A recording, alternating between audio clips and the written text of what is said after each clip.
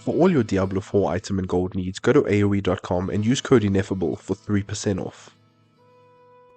Hello everyone, and welcome. Today we're back on Diablo 4 for another build guide video. This build is going to be what I believe an S tier build in Season 5, and that's going to be the Trampleslide Druid. Now, why will this be an S tier build? Firstly, the Druid overall is skyrocketing in power. Secondly, Landslide is getting the biggest of this power increase by a whopping 280%. Right now in Season 4, the build is decent and can push decently far in the pits. It's extremely tanky and easy to play, but most of all fun. The build revolves around Landslide. Now there are a couple ways you can play Landslide. You can just be casting it directly, you can play it in werebear form, but this build is my favorite way to play Landslide, and that's going to be running Trample with the Trampled Earth aspect, as well as running Poison Creeper with the Subterranean aspect. But let us get into the gear and let's talk about it as we go. As always, check the description for the planner for the optimal rolls. I'll also be redoing this build in Season 5 with everything updated. On the one-handed weapon, we are running a hammer. Ideally, you would want an axe here, and the most important stat is chance for landslide projectiles to cast twice. We're using Subterranean on this axe as well. On our offhand, we are running the Trampled Earth aspect, and again, the most important stat here is chance for landslide projectiles to be cast twice, and you can check everything else that we currently have here. Onto our boots, we're running Ghost Walker. Now this is a flex spot, you can put whatever aspect you want, be it utility or movement, but we are basically perma unstoppable, so I thought it would be really nice to have this here. Onto our pants, we are using the aspect of might. We have willpower, max life, armor, max life, and then a chance to freeze. Now, if you do not have a Shaco, make sure you are running Tibalt's Will here, but if you do have a Shaco, go ahead and use might on the pants instead. For our gloves, we're running Aftershocks for our landslides to hit twice. We have crit chance, crit damage, core skills, damage to close, and a chance to stun. For our chest piece, we are using the aspect of concussive strikes. Now the most important stats here are plus to Earthen Bulwark.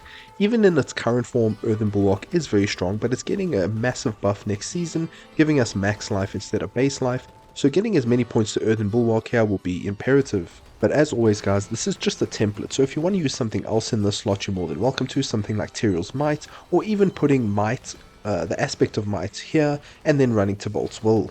And then lastly, for the helmet, we have the good old Shaco.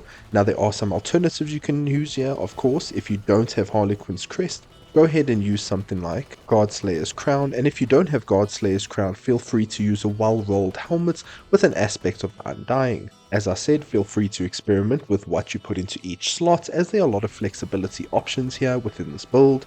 But now let's jump to our amulet, where we are using Symbiotic. We also have Natural Disaster and Quick Shift on this amulet too. It's pretty well rolled. Symbiotic lets us reset our cooldowns of Trample, Earthen Bulwark, Hurricane, and it's the cornerstone of the whole build, so I would advise only running this on your amulet for the maximum duration. For our first ring, we are running Natural Balance. This gives us some nice crit damage for our earth skills and crit chance for our storm skills. We also have Poison Creeper cooldown, damage to close, critical strike, max life, and willpower. Now, we don't use the Earthbreaker unique ring here because we're not actually casting Landslide ourselves at any point, so we won't ever get those lucky hits and the extra tectonic plates. For our second ring, we are running Retaliation to get some nice core damage based on our Fortify, and we're basically always at max Fortify.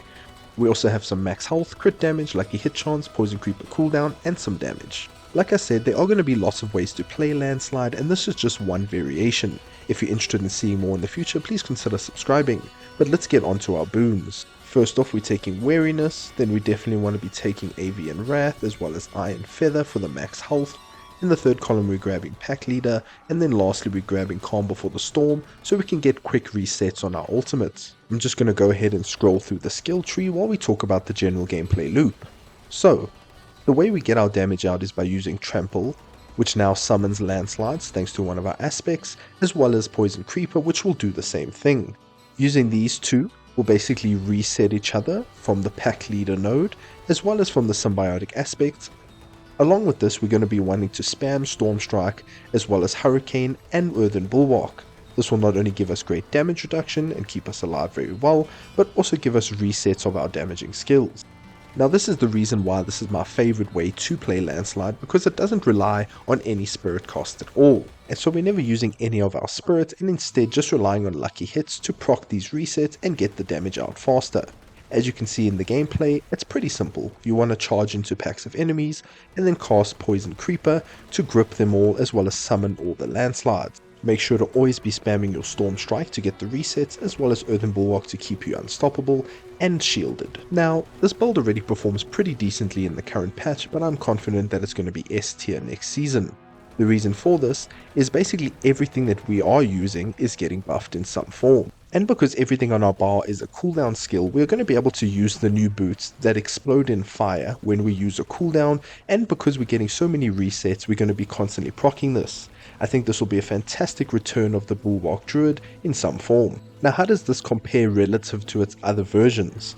Well, as it currently stands, the Landslide build, where you use Landslide to proc Thunder, is probably going to get a bit toned down due to the Thunderstruck node being reduced, so I think this build might climb a bit ahead of it, but we cannot count out the Earthbreaker Ring, which is a fantastic damage source when we are spamming our landslides. But overall, due to the no resource cost use in this build, I do enjoy it more, and it is going to come down to personal preference. Maybe you do enjoy balancing your resources, and then perhaps the other variations will be for you.